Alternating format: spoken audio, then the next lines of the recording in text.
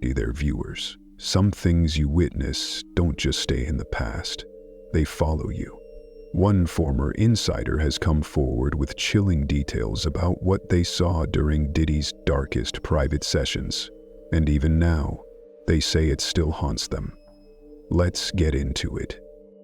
Chapter 1. The contract was clear. Never ask, never look. I was never looking for a job like that. I was doing all right as a private cook, hustling through gigs in Miami.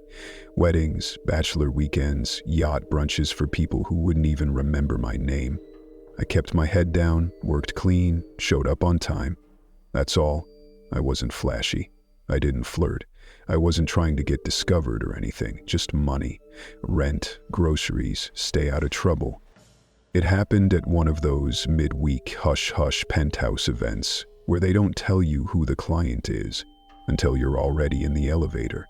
Nothing fancy, just one of those rooftop setups with LED lights, faux candles, and a playlist that felt more like mood control than music. I was finishing up plating the last of the sea bass when he walked up. Black slacks, gray button-down, no tie. Mirrored sunglasses indoors at night. He didn't eat. He didn't even blink much. Just said, "You move quiet.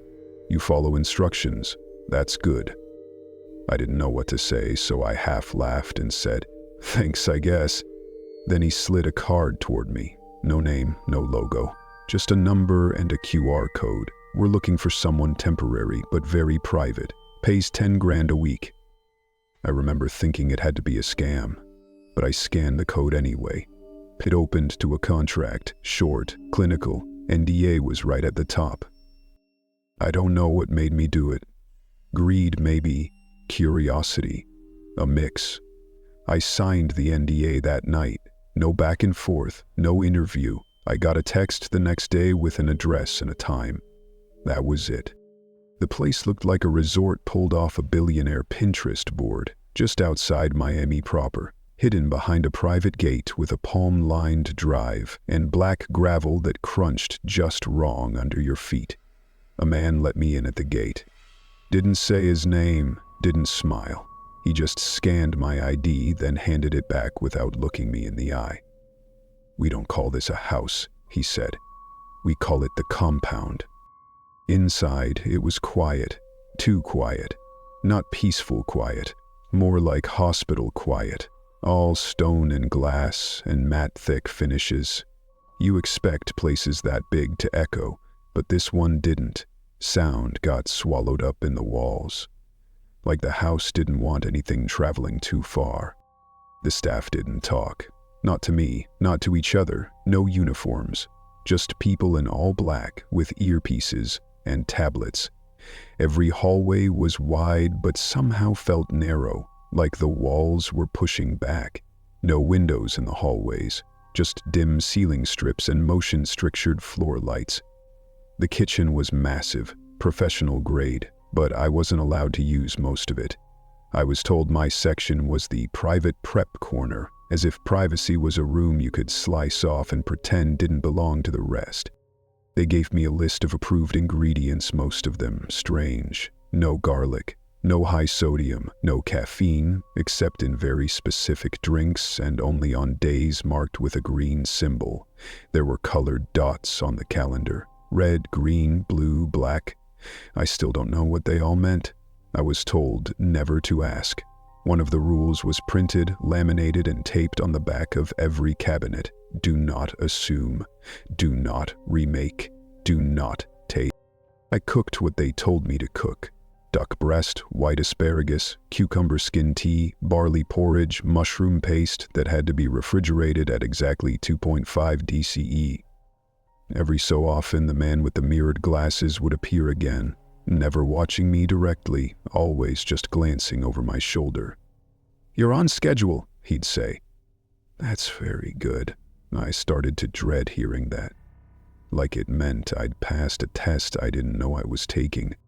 Then came the errands. It started small. Run into town and pick up a sealed envelope. Bring it back, no detours.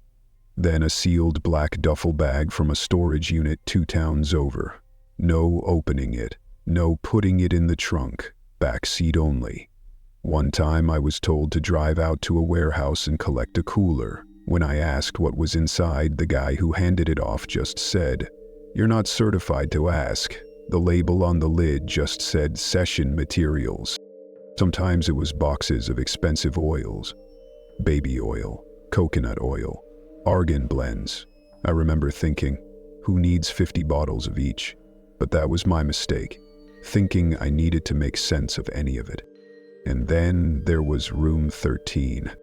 The compound had 25 rooms, all numbered, but 13 was different. It had a red door, no handle on the outside, just a biometric pad and a small blinking light above it. The light was usually off, but once in a while it'd glow red. The first time I noticed it, I asked the woman at the front desk. Short hair, gold ring, always typing something no one ever saw, what the light meant. She didn't look up from her screen, just said, "Don't be in that hallway when it's on." Simple. There was no map of the compound, no way to track who stayed where, but I knew that room 13 was a center point. Deliveries went there at odd hours. Sometimes people went in and didn't come out the same. They'd walk back out, slow, shoulders hunched, like the air had gotten heavier. Sometimes they didn't come out at all, not that I saw, and sometimes even the staff avoided it. One night, I saw a man in tactical gear turn right around when he saw the light glow, said nothing, just vanished down another corridor. And it wasn't what I saw that started to get to me, it was what I heard. Late at night, when the compound was supposed to be asleep, I'd hear things through the vent system, short sounds, like restrained noises, a slap, a choked laugh, breathing that wasn't natural. Once, I heard someone crying, and at the same time someone laughing, but not like mockery, like harmony, as if the two sounds were choreographed. That messed me up more than anything. I remember turning off all the kitchen fans just to be sure I wasn't imagining it. A night I had to deliver a tray to the West Wing near room 13, a simple tray, cooked lentils, a carafe of cucumber water, and a small container of mince. That's what they asked for. But the light was red when I got there. I hesitated, looked around, no one was in the hallway. I started to walk past, holding the tray steady, trying not to glance too long at the door. But something about the silence this time.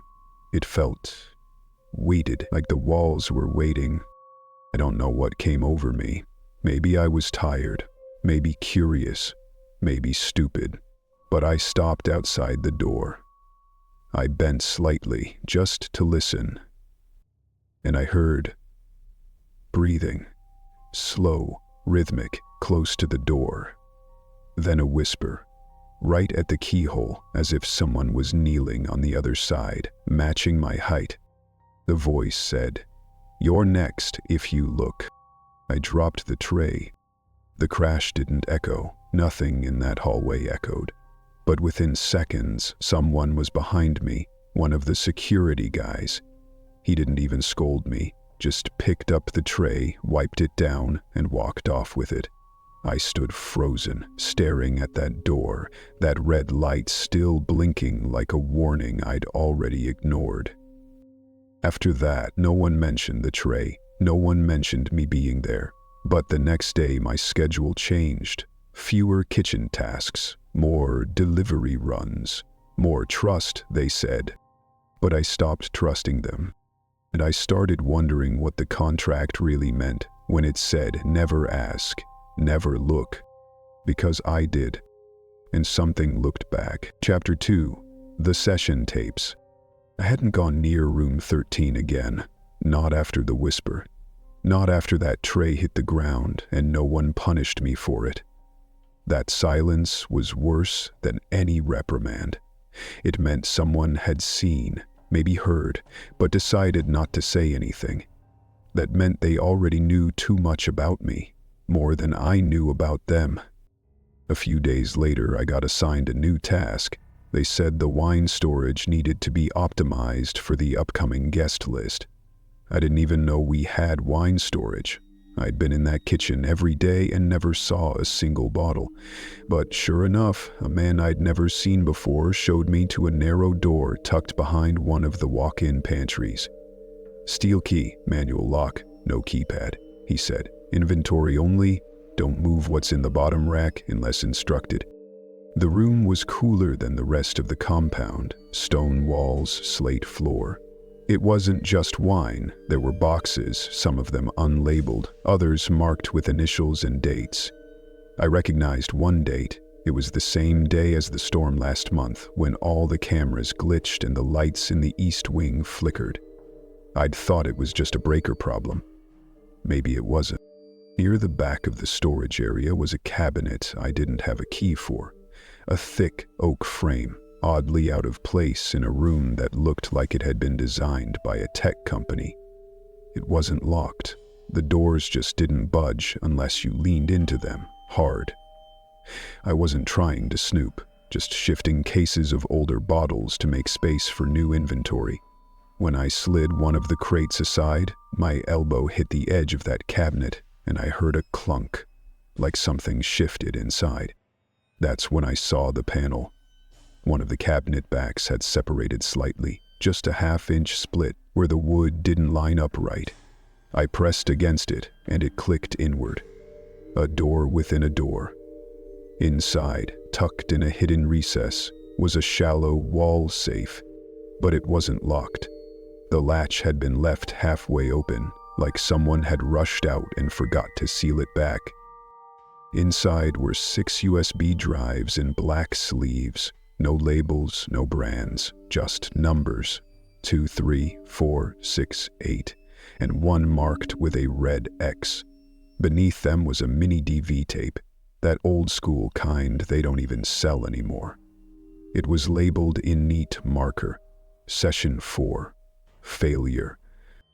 I didn't touch anything at first. I just stared at it. I felt like I wasn't breathing.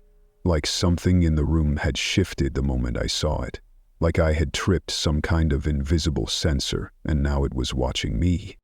I told myself I'd close the cabinet, seal the panel, pretend I never saw it. But I didn't. That night, back in the driver quarters, my room was small, plain, tucked near the loading dock. I locked the door, drew the curtain, and pulled the burner laptop out from under the mattress. I used it mostly for music, never for logging into anything. No webcam, no mic. I plugged in USB 2, it was password protected. But 3 wasn't. When the file opened, the first frame was black, then grainy color. The footage had that old analog quality, like someone had filmed it on a tape camera and digitized it without bothering to clean it up. The room on the screen was unlike any room I'd seen in the compound. Smaller, boxier, padded walls in matte black, no windows. One chair bolted to the floor, no table, no mirrors. Just one single hanging light above the chair, flickering like it had voltage issues. In the chair sat a young man. Couldn't have been more than 20. Shirtless, pants damp, eyes wide but unfocused. He wasn't crying. He wasn't shouting. He was just sitting there, breathing fast like he was trying not to throw up. His wrists were strapped down, legs too. His feet were bare. A voice came through a speaker in the room, distorted but clear enough to understand. "Begin Session 4. Then another voice took over. Calm, smooth, like a radio host doing late-night confessions. I knew that voice. I didn't want to admit it, but I knew it. Diddy. Even filtered through static and compression, it had that slick menace. That control. He said, "You're here because you signed a contract. What does it say?" The man didn't respond. Diddy repeated it. "What does your contract say?" The guy stammered something. "To perform without conditions." Louder, Diddy said. "To perform without conditions," the guy repeated, louder. "Good. Now tell me what you are." There was a pause. Old participant. "No, try again." Tell me what you were. Nia and delivery. Closer. Then something buzzed. A shock? I couldn't tell, but the man jerked in the chair. You are a vessel, Diddy said. You are not here to feel. You are here to transmit. Is that clear? The guy nodded, even though no one had asked him to. The session escalated. The screen showed the man being dunked in water. Maybe a tank outside the room, maybe an adjacent chamber. His head submerged, lifted, submerged again. Then strobe lights. Then silence. Then blaring music. Not music really, just tones. High-pitched and low-pitched alternating, like some kind of test pattern. White lights flashed across the padded walls in a slow rotating rhythm. Then came the oils. A woman entered the frame, face blurred, holding a tray with 6 bottles and a cloth. She applied the oil to the man's skin, arms, chest, neck, while he shook. Not like he was cold, like his muscles had stopped knowing how to be muscles. The voice returned. Repeat after me. I am what you make of me.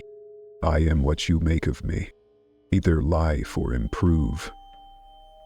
I consent because I am chosen. I consent because I am chosen. Chosen for what? The man didn't answer. Just cried. The voice said, failure to comply will result in replacement. Do you wish to continue?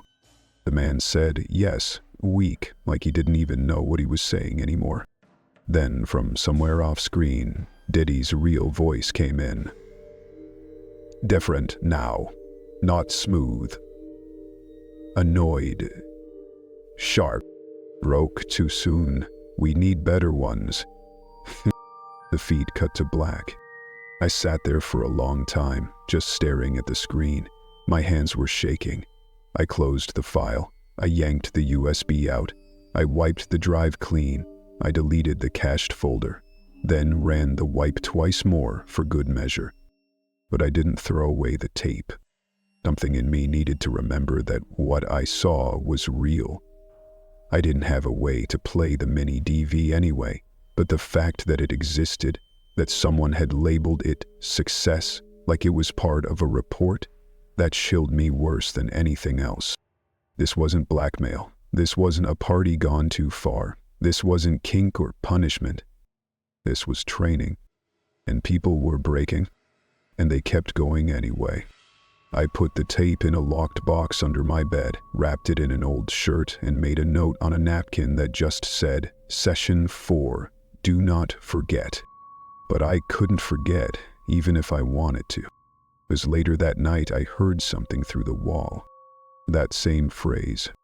Not loud, not whispered. Just replayed, as if someone was playing it back on loop from a speaker inside the compound. You are not here to feel. You are here to transmit. Chapter 3. The delivery list. They told me I was going to LA for a weekend. Private retreat, they said. VIP clients. Short-term assignment. Nothing about it felt short-term, though. Not the way the itinerary was structured, or the way the man with the mirrored sunglasses said it. He handed me a sealed envelope, with just a flight ticket and a burner phone inside. The contact list had only one number saved. It was labeled Logistics. The estate I was flown to wasn't even in the city. It was up in the hills, behind 3 security gates, surrounded by eucalyptus trees that swayed like they were trying to whisper something you didn't want to hear. From the outside, the place looked half-finished. Blank stucco walls, unfinished terraces, rooms with blackout curtains drawn tight. But inside, it was a machine. That was the only way I can describe it. Not a house, a system. The woman who greeted me didn't give her name. She wore a gray turtleneck, hair tied back in a knot. No jewelry, no makeup, no expression. She didn't ask me anything about myself, just scanned the back of my neck with a small device, then nodded. Clear. She led me to what she called the staging suite. It looked like a normal office, but there were no chairs. Just a long metal table with plastic storage bins, folded towels, latex gloves, and rows of tablets lined up in charging docks. She picked one up and handed it to me without even looking. "This is your Tier 3 access schedule. You'll set up each session room according to its profile. Do not deviate from the order of operations." The tablet unlocked on its own. The calendar wasn't labeled by times or dates, just colors and single-word names for rooms: shame, ecstasy, correction, mirror, failure. She tapped one of the entries with her fingernail. "You're starting with room correction." I didn't ask what it meant. I didn't ask who was going in there. I just nodded and followed her back through the service corridor, down a ramp that had no railing, past 4 locked doors and one empty vestibule where white clothes were folded on a bench. The air smelled like disinfectant and something sweeter, almost floral.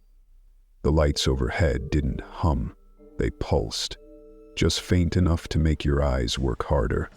Room correction was smaller than I expected, about the size of a large walk-in closet, but everything was padded: walls, floor, even the ceiling. The color was bone white, almost blue in certain lights.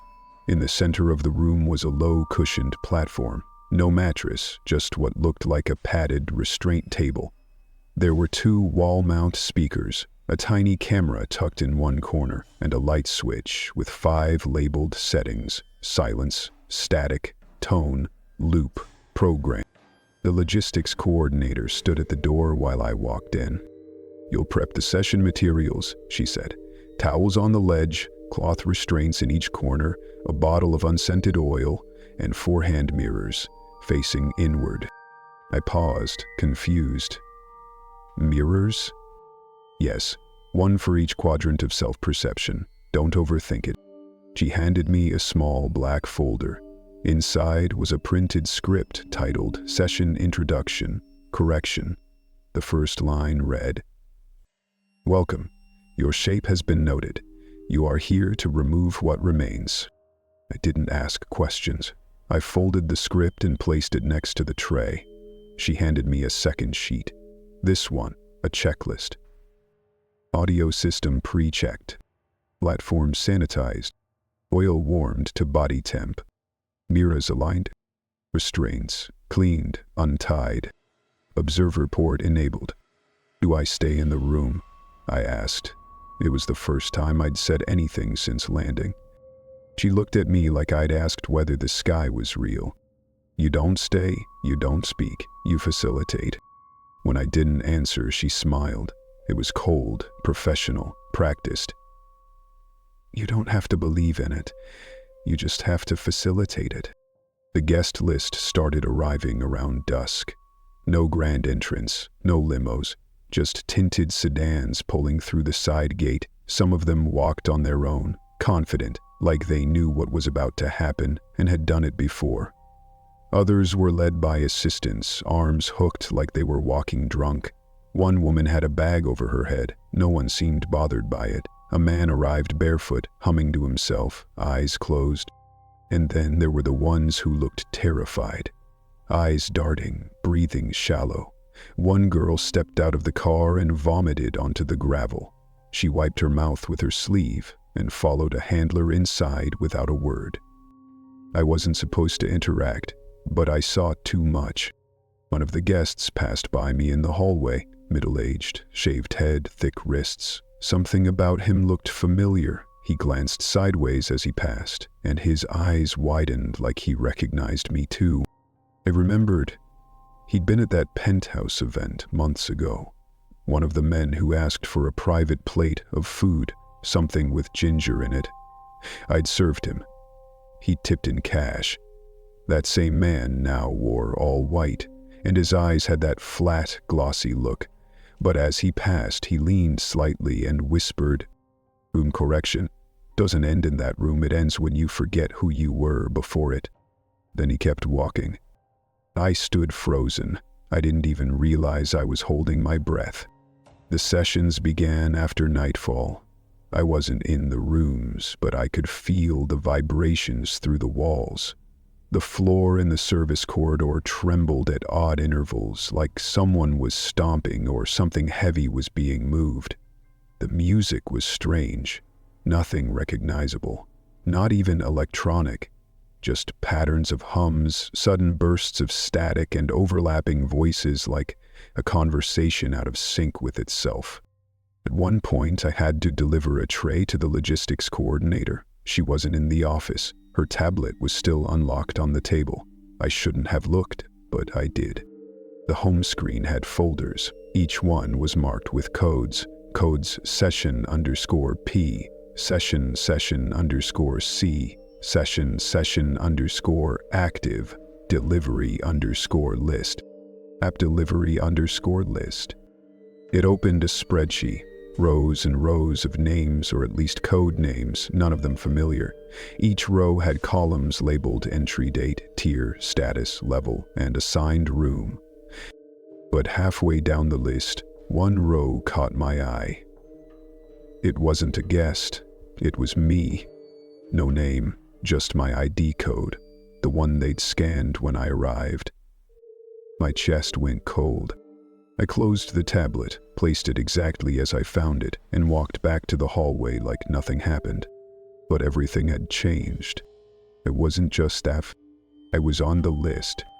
And no one had ever told me what happened when a passive got upgraded. Chapter 4. I watched through the mirror. It was sometime after midnight when one of the new guys broke. I didn't know his name. Nobody really had names there. Not anymore. He looked young. No older than me, maybe even less. Had the same blank badge as mine, same black clothing, same silent obedience. I'd seen him prepping restraints in one of the rooms, maybe Shame or Stacy, wrapping leather straps around the corner hooks with trembling hands. But that night, something tipped. He dropped a set of towels, sat down in the middle of the hallway, and started sobbing. No one rushed to help. No one asked if he was okay. The nearest handler radioed it in, then stood back like she'd spotted a wild animal. When the coordinator arrived, she didn't touch him, didn't kneel, just said one sentence. "You're not calibrated." He was escorted out without a sound. 30 minutes later, I got a knock on my door. The coordinator again. Gray turtleneck, expression like granite. She didn't ask. She just said, "You'll cover observation tonight." I followed her down a corridor I'd never been through before. Narrow, slanted slightly downward. No cameras in sight. The walls had a strange smoothness. Too clean, like no one ever touched them. I had the sudden sense that even if I turned around and ran, the corridor would keep going anyway, until I ended up where she wanted me. We reached a room that looked like an office at first. Console desk, padded chair, soft lighting. But then I saw the window. It wasn't a window at all. It was a two-way mirror. Behind the glass was another room. Rectangular, dim, quiet. It didn't have the padded aesthetic like Correction or Shame. This one was different. It had a floor of smooth stone, maybe slate. One spotlight overhead. No furniture except a single high-backed chair in the center.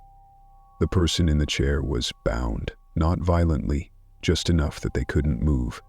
Their eyes were covered by a black blindfold. Their mouth wasn't taped, but it might as well have been. The silence had weight. The coordinator handed me a clipboard.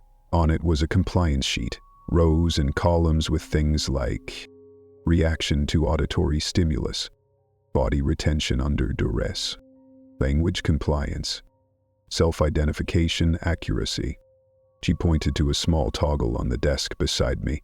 This controls audio feed. You'll log real-time responses. If you fall behind, mark obscured and keep moving. That's all. Before I could ask anything, she left. The door clicked softly behind her. I sat. The mirror felt too close. I could see the rise and fall of the woman's chest. Her shoulders were tensed. Her legs had been lightly oiled, visible beneath the robe they'd draped her in. White silk, like all of them wore. Then the chanting began. It came from nowhere and everywhere. A speaker, probably, but it wasn't in any language I recognized, just tones and syllables in a slow, circular rhythm. A loop, maybe, but it felt alive. The woman's head twitched toward the sound. Her mouth moved slightly, like she wanted to speak or cry, but wasn't sure which would be punished first. And then he entered. Diddy. No fanfare, no announcement, just a man in a silk robe, bare feet, eyes half-lidded like he was bored or meditating. He walked to the chair and stood behind her, not touching her, just watching. I couldn't hear him at first. The microphone must have been directional, but then the audio adjusted and his voice came through like it was already inside my skull. "You will return the shape we gave you." The woman flinched. "You were not built to hold. You were built to be filled. That's why you forget. That's why you return." He circled her once, slowly, then leaned in. "Your body is not memory. It's rehearsal." She trembled, but didn't speak. He lifted one hand and snapped his fingers. A soft tone played, barely audible but disorienting. I felt it in my teeth more than I heard it. The woman straightened like something had grabbed her spine from the inside.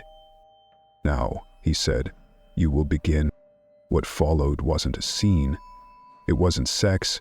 It wasn't torture, at least not in the way people picture it. It was closer to performance. A ritual that shifted back and forth between pleasure and degradation, as if the two were ingredients in a recipe meant to rewire her. He asked her questions that had no right answers. What color is your guilt? Who wrote your first thought? Have you ever smiled and meant it? When she answered wrong, a tone would play. When she got close, whatever that meant, the room would fall silent. A silence that felt like praise, a reward. The woman started to beg for the silence. At one point, he poured warm oil down her arms, and the lights dimmed until only the mirror reflected anything at all. She turned toward it, blindfold still on, but somehow looking directly at me. Her mouth formed the words, "I'll try again. I'll do it better this time." And that's when she broke. Not with screaming for help, not with pleading to be let go, but by apologizing. "I'm sorry, I didn't mean to get it wrong. Please don't recast me. I can do it better, I promise." She was crying. Her whole body shook, but she didn't fight the restraints. She just begged to stay. Not to leave. To stay. To keep performing whatever this was. I looked at the clipboard. I hadn't written anything down. My hand hovered over the boxes. I marked every metric as obscured. My fingers wouldn't move fast enough to track what I'd just seen. The session ended with Diddy whispering something into her ear. The mic didn't pick it up. She nodded. Then the lights went out. A second later, my door opened. One of the guards, different than usual, older, taller, stepped into the room without knocking. He didn't look at the screen, just at me. "You watched too long," he said. I didn't respond. He stepped closer. I felt my skin tighten. "Observation is observation," he said. "Reflection is contamination." Then he leaned forward, just enough that I could smell the metal on his breath, like blood or battery acid. "You can watch," he said, "but never reflect." He walked out, the doors shut, the lights dimmed to half. I stared at the mirror again. She was gone. The room was empty, but my reflection was still there, and it didn't look like me anymore. Chapter 5. The Client Files. That night, the storm came in hard. LA doesn't usually get storms like that, but when it does, it's not the thunder that gets you. It's the way everything electrical starts acting weird. The overhead lights blinked, even when nothing else lost power. The automatic doors in the east wing twitched like they couldn't decide whether to open or lock. One of the speakers in the main hall played a tone on its own, just a low, stretched-out hum, like a dial stuck between frequencies. It was supposed to be my off shift, but I was still in uniform. I just sat down to eat when the text came through on the burner. No name, just a message. Bring archive docs to study B. Do not delay. Personal delivery. That was all. There was only one person who ever asked for that kind of handling. Him. I grabbed a file packet left for me, near the logistics terminal, sealed in a black folder, red wax marking the edge. The packet wasn't heavy, but it felt that way in my hands, like it knew where it was going, and it didn't want to go alone. I'd never been in the private study before. Most of us hadn't. It was tucked on the upper floor, behind a biometric panel and a set of stairs that curved like a spine around the back of the estate, normally locked. But tonight, when I reached it, the panel was blinking yellow instead of red. Unlocked. I paused, waiting to hear if anyone was inside, but it was dead quiet, except for the hum of the storm starting to roll over the hill. And opened the door. The study was dimly lit, no overheads, just a lamp glowing near the far wall. The smell inside wasn't musty like you'd expect in a room full of paper. It smelled sterile, like metal, dried ink, and old electronics. The desk was massive, oak or mahogany, the kind you only see in movies, but it wasn't cluttered. It was staged, lined with precision. On the left were several thumb drives, neatly arranged in a velvet tray. On the right were file folders, labeled by hand, not typed, and in the center, like some kind of centerpiece, was a stack of handwritten logs, bound with a black string. I should have dropped the packet and left. I should have turned around, but my eyes caught the top folder on the stack. It was labeled, palmed, and delivered a beat. Exercise and rejection lead. I opened it. Inside were pages, dossiers really, photos stapled to forms, participants midsection in various poses. Some were restrained, some had blank stares, others were in mid-motion, faces blurred either intentionally or because they were moving too fast to be captured cleanly. Each page had a small section at the bottom marked, Outcome. Didn't break in time. Reassigned to external handling. Over-identified with shame phase, unrecoverable. Still believed in themselves, reject. Some of the pictures looked recent. I flipped through more folders. One was labeled Restaurant Catalog for Special Guests. The contents didn't look like product listings. They looked like internal memos. Printed screenshots of padded rooms, floor plans with red annotations, phrases like headlock-compatible bracing unit and containment with posture orientation correction marked the margins. There was a blueprint sketch folded into thirds, faded but still visible. It read, Memory Reset Module, Room C.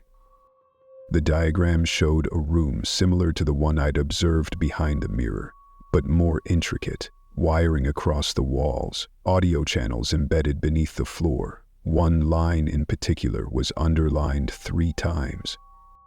Reflections must be time shift 1.5s to ensure dissociation. I set it down, my hands were sweating. That's when I saw the stack of loose photos near the back of the desk. No folder, no labels, just a pile. I knew I should have stopped, but I didn't. They weren't surveillance shots, they were session stills, deliberate captures. Some were close-ups, others wide-angle. Every one of them was horrifying in a different way. A girl curled in a chair, staring at herself in a hand mirror. A man with his mouth stretched open, held there by some kind of device, while someone off-screen held a cue card in front of him. A child-sized chair in a room with only adult restraints. No people in that one, just the chair. Some of the faces were blurred, others weren't. A few were looking directly at the camera. And then I saw him. The man from the hallway. The one who whispered to me outside room correction. His head was shaved now, expression gone. He was on his knees in one photo, his hands clasped like he was praying. eyes aimed up at someone just out of frame. There were notes scribbled beside the photo in red ink. Initial resistance strong, broke at hour 9, maintains compliance only with silence reward, possible reconditioning candidate. I flipped the photo over. There was a timestamp, and under it the word delivered. I stumbled back from the desk, nearly knocked over the lamp. The light hit the edge of one final file, half sticking out from a drawer that hadn't been fully closed. I didn't want to see it, but something in me already knew what it was. I pulled the folder out, opened it. At the top was a printed intake form. My intake form.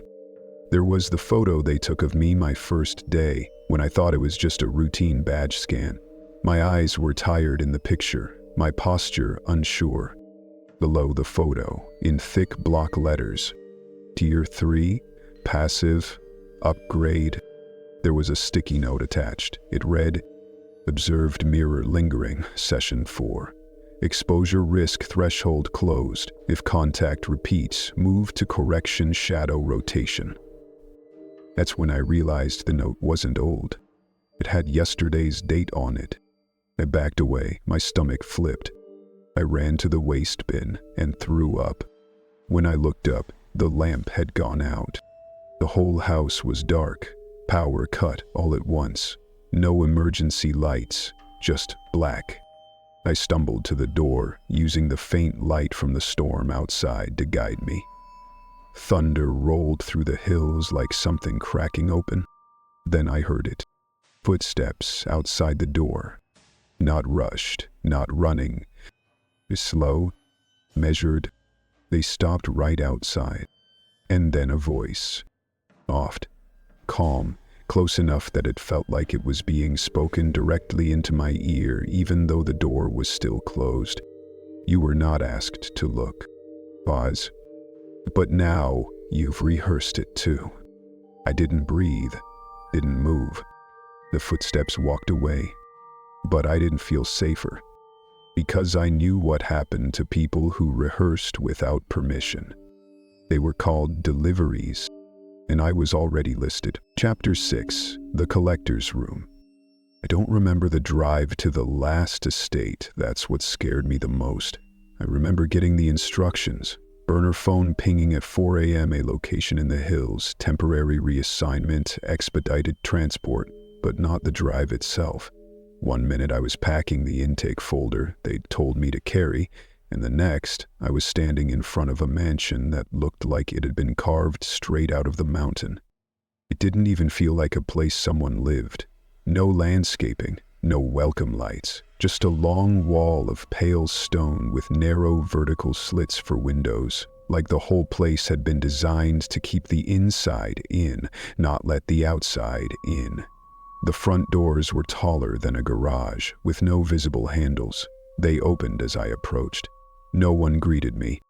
The inside was colder than anywhere I'd been before, not just in temperature, the color, the smell, the air moved in stillness. Like the walls were breathing very slowly, and I was just catching the pause between exhales. There were fewer staff here, maybe 10 total. Most didn't speak. The ones who did only spoke in procedural phrases. Orientation follows observation. Delivery is not time-bound. Memory locks at rehearsal mark. I kept my head down and nodded like I understood. They told me I was here to monitor and verify. That's all. I was issued a new clipboard, new uniform, gray this time, and a headset with only one working earpiece. The sessions here didn't run on schedules. They ran on signals, lights that turned green, doors that clicked open without a key, sound cues embedded in ambient noise. I was assigned to room F, though the rooms here weren't named or labeled. The text called them frames. Mine had mirrors on every wall, ceiling too. Even the floor had mirrored tiles under a thin layer of glass. When I asked about it, one of the technicians, pale guy, dark veins around his temples, just said, "This one's for the viewers, not the subject." I didn't know what that meant, not yet. They brought in the participant on the third night. Small frame, short hair, dressed in white. She didn't struggle, but she didn't walk confidently either. She moved like someone in a dream who wasn't sure if the floor was real. They strapped her gently, shoulders, thighs, ankles, set the light above her to a faint blue hue, then left.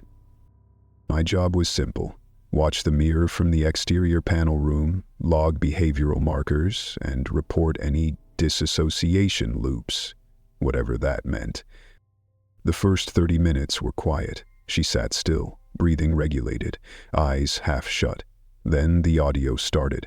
Not music, just a phrase, whispered, over and over. "You're the one who stayed." Over and over, dozens of voices, different accents, same phrase, some soft, some sharp, some sounded like children, others like people underwater. The girl began nodding in time with the audio. Then something strange happened. I looked up from the clipboard to the two-way mirror, and in the reflection, not her, not the room, I saw myself, smiling. But I wasn't smiling. I blinked, looked away, looked back, and the reflection returned to normal. My face was blank, just tired, just scared. But that wasn't the last time it happened. Each day I stayed in that house, the reflections got stranger. Once I turned the corner of a hallway and saw a mirror already reflecting me before I reached it, like it knew I was coming. Another time, I swore I saw my younger self in the reflection, wearing a different uniform, a different face. The technicians didn't react to any of it. Maybe they didn't see it, or maybe they weren't surprised anymore. One night, during a blackout, the emergency lights failed to kick in. That's when I found the collector's room. I'd gotten lost trying to get back to my quarters. The stairwell I used before was locked off, and I took a left instead of a right. The hallway I ended up in wasn't marked on any of the building schematics I'd seen. It wasn't lit, but it wasn't completely dark either. The glow came from the mirrors. The room was long, narrow, one mirror on either side every few feet, each with a single black chair in front of it. Some chairs had straps on the arms, some didn't. One mirror was playing session footage on loop, no sound, just a visual of someone in the correction room, mouth open, weeping, while reciting words that weren't synced to the footage. Another mirror just played static, gray, pulsing, shifting like the inside of a storm cloud. A third mirror had no reflection at all, just black. But written in dust across the surface, backward so you could read it when facing it directly, was the phrase, "You were always here." I stepped forward. The moment I did, the reflection came back. But it wasn't me. It was the participant from my first session, the woman who had apologized, begged to stay. She stared at me through the glass, no sound, no motion. He stumbled back, and that's when I heard the voice. Behind me, Diddy. He wasn't supposed to be here. I hadn't seen him at this estate yet, but there he was, wearing another silk robe, barefoot again, his arms crossed behind his back like a teacher observing a student who'd wandered too far off the lesson plan. He looked at the mirrors, not at me. He did. "You found it," he said. I didn't answer. My mouth wouldn't move. "You know, people always think the horror is what happens in the room," he continued. "What they don't realize is the room is just rehearsal." He walked slowly down the row of chairs, pausing at the black mirror. "This room is what happens after, when the performance leaks, when the script becomes memory." He turned toward me. I finally forced myself to speak. "Are the sessions real?" His smile was slow, deliberate. "Only one question matters now," he said. "Do you remember watching or being watched?" I couldn't answer, because I didn't know anymore. Every room had mirrors, and now, so did every part of me. Chapter 7. The Session That Broke Me. They flew me back to Miami without warning. One of the handlers shook me awake at the Hill estate. No explanation, just said, "You've been reclassified, temporary return." When I asked for how long, he just said, "Depends what you prove." I didn't pack. They told me not to bring anything. "This isn't a carry job," one of them added. "It's a calibration." The jet was empty except for me and one guard, silent the whole ride. I stared at the seatbelt light even after it turned off, like it might suddenly start meaning something else. The Miami compound hadn't changed on the outside. Same gravel crunch, same silent security, same warm air that didn't feel like Florida. It felt like a place that had faked being tropical. But inside, the feeling was worse now. The stillness had gained weight, like the walls remembered everything that had ever happened and had started to resent you for forgetting. I expected to be taken to my old quarters, but instead they brought me down. Past the kitchen, past the staging corridors, down an elevator I didn't know existed until then, tucked behind a false wall in the pantry freezer, sealed with a biometric lock that scanned the space behind your ear. The guard pressed his thumb and whispered something I couldn't catch.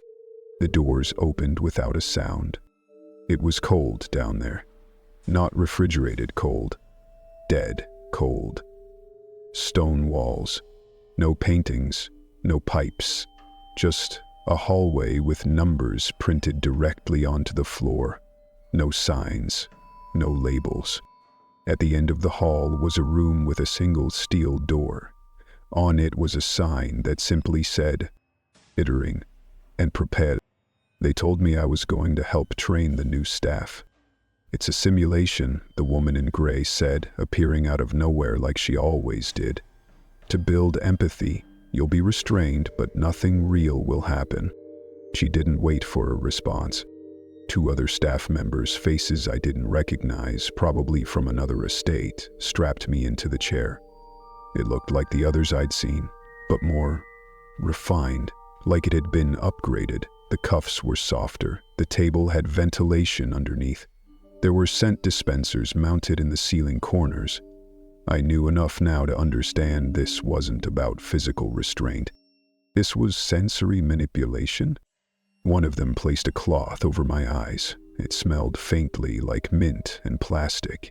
Then the light dimmed. A low tone started playing, not sharp, but deep, like the bottom of a drained swimming pool.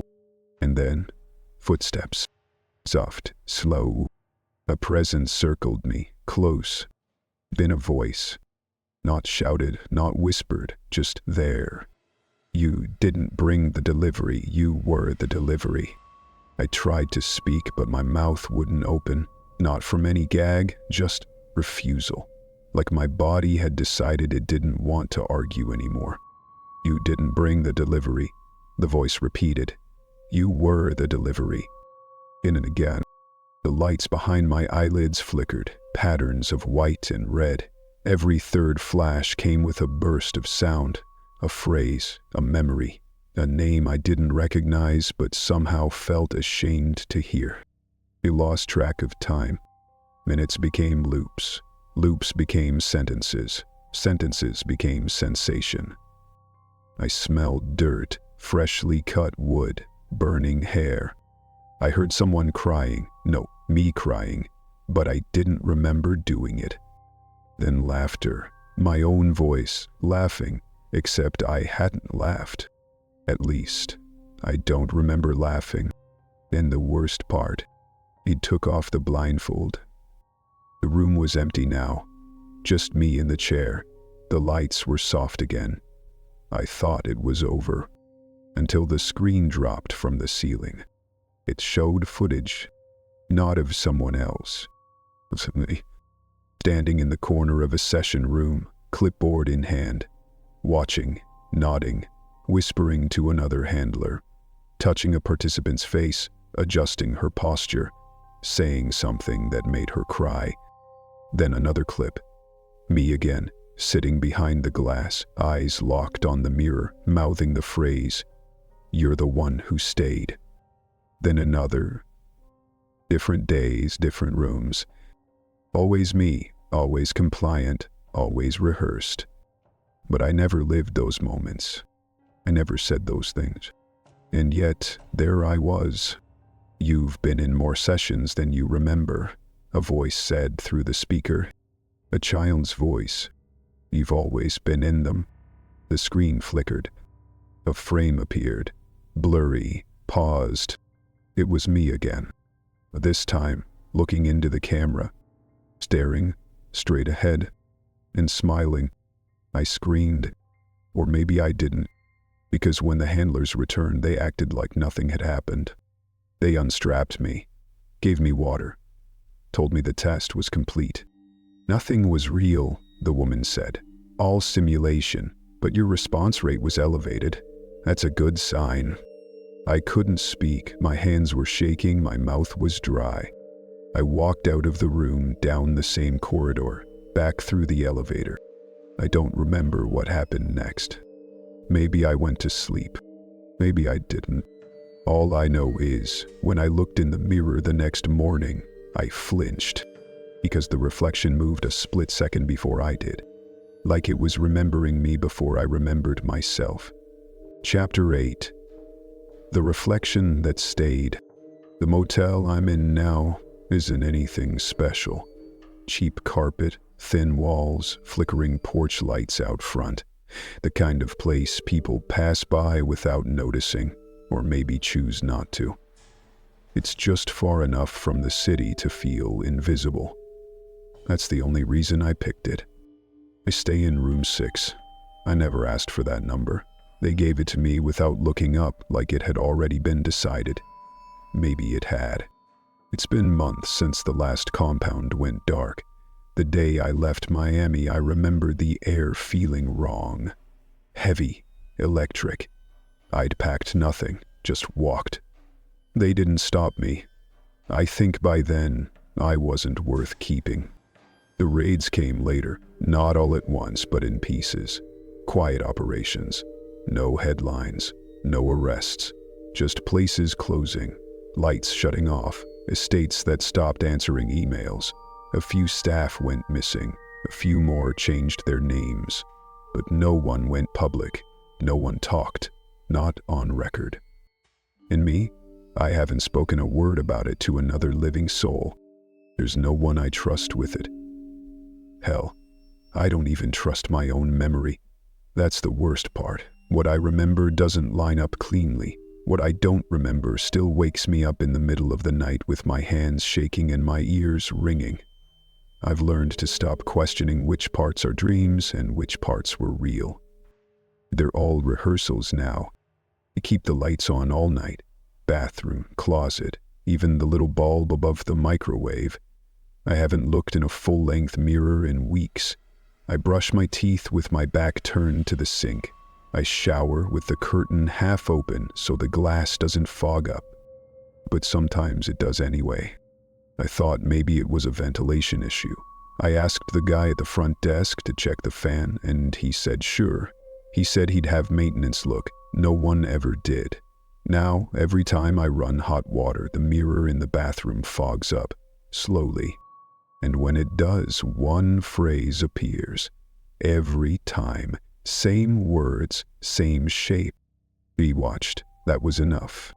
I've tried wiping it off. It comes back. I even swapped out the mirror once. Bought a cheap one from the thrift store and installed it myself. 3 nights later, same phrase. It doesn't smear when I run my hand across it. It doesn't even leave streaks. It just fades and waits for the next time. A month ago, I got a package. No return address. No postage, just left outside my door in a padded envelope. I knew what it was before I opened it. The weight was too familiar. Inside, a USB stick. Black. No branding, just a handwritten label. Section Archive. I haven't plugged it in. Never will. Because I know what's on it. It's not footage of someone else. It's not surveillance. It's me, doing things I don't remember, saying things I don't believe I ever could. looking straight into the camera and smiling with a mouth that doesn't feel like mine. Some nights, I wonder if I was ever really just a staffer, if the moment I signed that first NDA I became something else. A prop, a rehearsal, a delivery waiting for assignment. Maybe that's what they were always doing in those rooms. Not just breaking people, but building reflections. I don't want justice, not anymore. That's for people who believe they can still be clean. I don't want truth. That's just another way of keeping the script going. I just want to forget. But forgetting was never my choice. In the mirror remembers everything.